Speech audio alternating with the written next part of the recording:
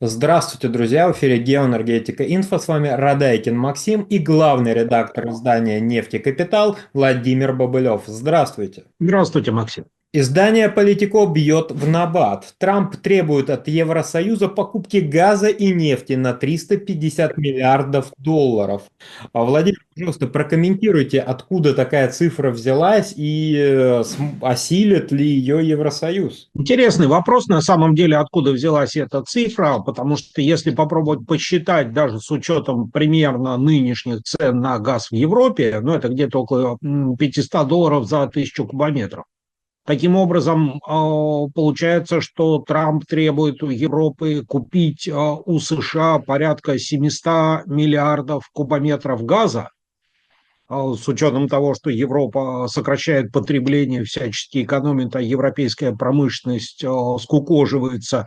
И не то, что о таких объемах не может идти речь. Собственно, Европа вряд ли в ближайшее время выйдет на уровень потребления там 18-19 года. Ну, исходя из этого, можно предположить, что это такие популистские заявления, которыми Трамп, в общем, достаточно активно манипулирует. Ну, как мы видим, он хороший бизнесмен и хороший переговорщик, поэтому, собственно говоря, он такими шокирующими заявлениями он пытается заставить быть Европу более сговорчивой, потому что действительно, скорее всего, сейчас Трампу нужно договариваться по поводу поставок газа. Собственно, с учетом, опять же, его вот этой вот тарифной политики, которая уже привела к некоторому охлаждению экономик, сокращению потребления энергоресурсов.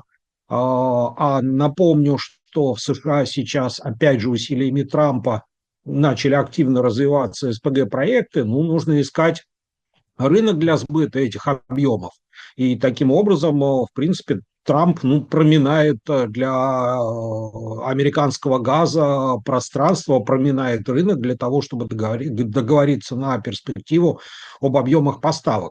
Опять же, в данном случае речь идет, похоже, во всяком случае, о неких межстрановых договоренностях, которые, видимо, будут как-то зафиксированы на уровне каких-то обещаний со стороны либо Евросоюза, либо отдельных государств в него входящих, потому что американские компании признают только контракты. И здесь складывается некий парадокс. С одной стороны, Трамп, видимо, договаривается на длительную перспективу, расширяя возможности для американского СПГ в Европе.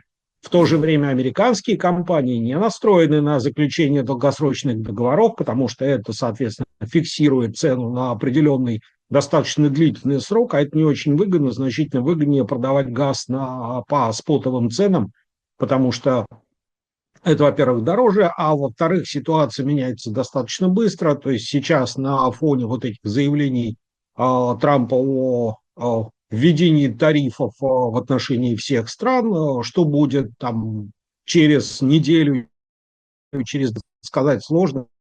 Скорее всего, цены на газ будут либо держаться на этом уровне, либо все-таки к лету подрастут, потому что летом, как ни странно, несмотря на отсутствие отопления, тоже возникает некий скачок в потреблении газа, потому что вся Европа, а также мир включают кондиционеры, они требуют электроэнергии, потребление газа растет.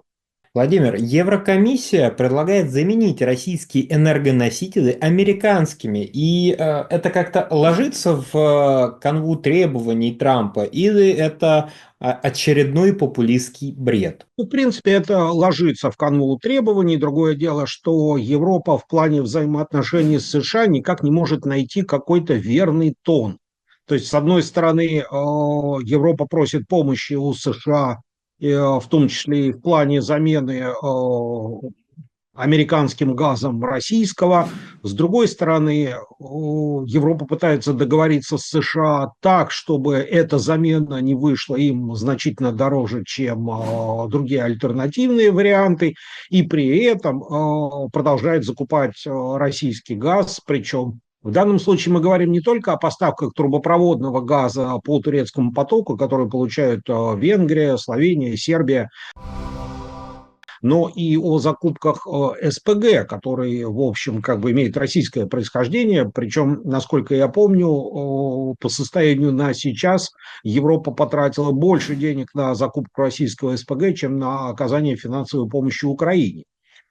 Поэтому здесь, с одной стороны, конечно, Европа хочет избавиться от политической зависимости от российского газа, с другой стороны, как-то сделать это подешевле и по возможности сохранить ну, вот какие-то варианты для маневра. Потому что, опять же, напомню, несмотря на бодрые заявления об отказе от российского газа, сейчас срок окончательного отказа опять снесен, как сейчас принято говорить, вправо и уже ориентирован на 27 год. То есть получается, что Европа вынуждена метаться как бы между своими экономическими выгодами и политическими представлениями о прекрасном, и все это обходится достаточно дорого. Плюс ко всему Трамп хороший переговорщик, и общаться с ним вот таким вот образом, пытаясь с одной стороны что-то попросить, с другой стороны чем-то угрожать, достаточно проблематично. Ну и плюс ко всему возникает вопрос, а чем Европа, собственно говоря, в данный момент может угрожать Трампу? Зависимость Европы от США становится все сильнее и сильнее, и поэтому угрожать, скажем, США введением пошлин, как вот недавно было сказано, на туалетную бумагу, пылесосы и зубную нить, это, конечно, серьезная угроза, но я думаю, США как-то с этим справятся. А вот справится ли Европа без американского газа, большой вопрос. Глобальных источников поставок, которые могли бы обеспечить Европе комфорт, ну хорошо, ладно, не комфортное, но хотя бы бездефицитное газовое существование, ну таких источников глобально-то нет. То есть приходится прибегать к переговорам и просьбам со всеми поставщиками газа. Вот, например, сейчас Европа радуется по поводу того, что в Египте погодные условия сложились так, что Египет не потратил весь свой газ, который он производит сейчас прежде всего для внутреннего потребления, и что-то осталось для поставок в Европу. Вот так вот сбору по сосенке, с миру по нитке и собирается тот газ, который поставляется в Европу по разным ценам, в условиях такой ценовой нестабильности, сложности поставок. Ну и Европе еще, не надо забывать, приходится конкурировать за газ растущей Азии, которая поедает его достаточно большими темпами, большими объемами. Есть вот такой вот вопрос. Россию постоянно обвиняют, что мы используем энергоресурсы как оружие. То есть, что Путин якобы кого-то там шантажирует, что ставим какие-то невыполнимые условия. Но сейчас получается так, что именно Дональд Трамп шантажирует Европу энергоресурсами. То есть все то, что они приписывали России, сейчас воплощает Дональд Трамп, и это считается в рынке. На это никто не обращает внимания. Видите ли, Максим, есть такая хорошая европейская формула, которой они часто пользуются. Вы не понимаете, это другое. То есть, если российский газ дешевле, его удобнее получать, но при этом как бы вот Европу не очень устраивает положение в России, плюс ко всему бесит конфликт с Украиной, то тогда вот эти все экономические вопросы отодвигаются в сторону. На первый план выходит вопрос политический, как же мы можем покупать у них газ, когда они такое с Украиной делают, и вообще они живут в диктаторском строе, они опасны, и хорошо было бы как-то сделать так, чтобы их больше не было. То же касается США, да, в принципе, по большому счету, получается, они сейчас делают то же самое. Но это же страна, которая несет западные демократические ценности, и их газ тоже самый демократичный газ в мире, пускай даже его навязывают буквально впихивая там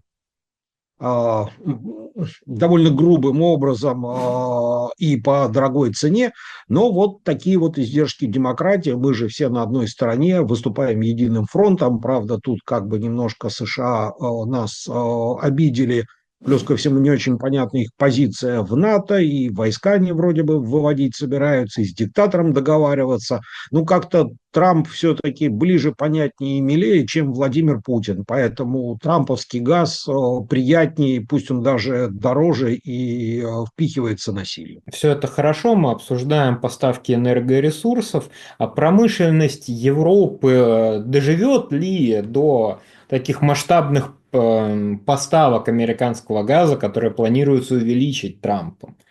Дотянут?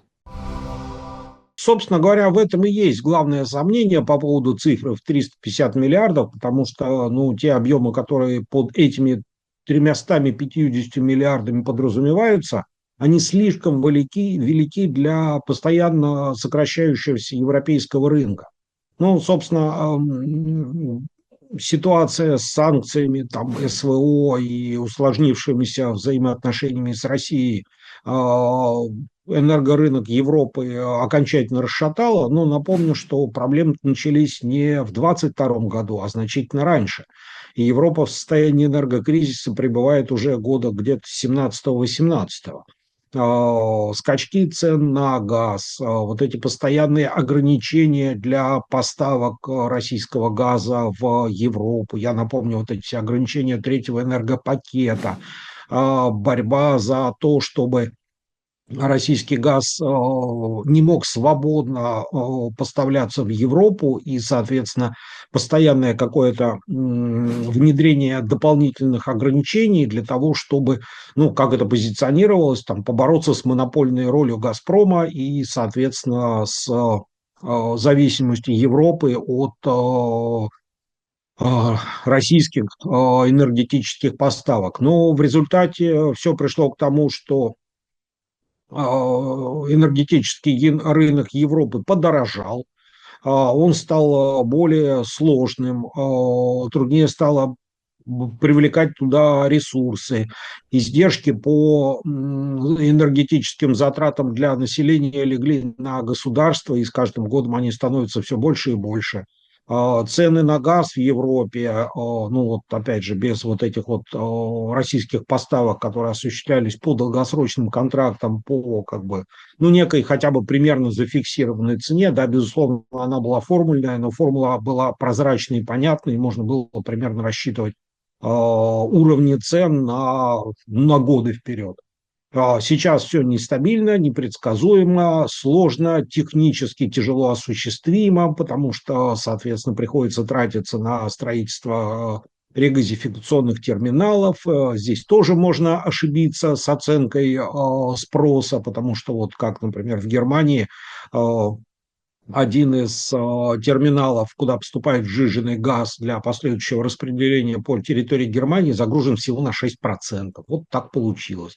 Просчитались, а оборудование дорогое. И вот, соответственно, то, что сейчас творится в Европе, ну, безусловно, какая-то часть оставшейся промышленности доживет и, может быть, и дальше будет существовать, и все у них будет хорошо, но, естественно, та Европа с точки зрения промышленного развития, которую мы видим сейчас, это даже не та Европа, которая была году там, в 16-17.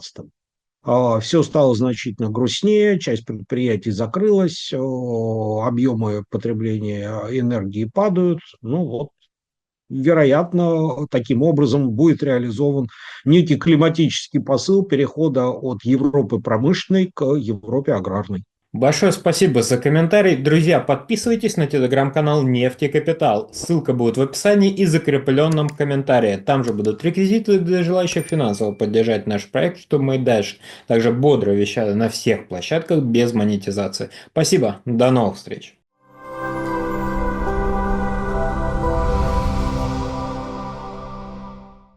Друзья, в очередной раз напоминаю о том, что полное название нашего канала – независимый аналитический онлайн-журнал «Геоэнергетика Инфо». И слово «независимость» после того, как была отключена монетизация со стороны Ютуба, для нас стало дорогим, ценным, близким.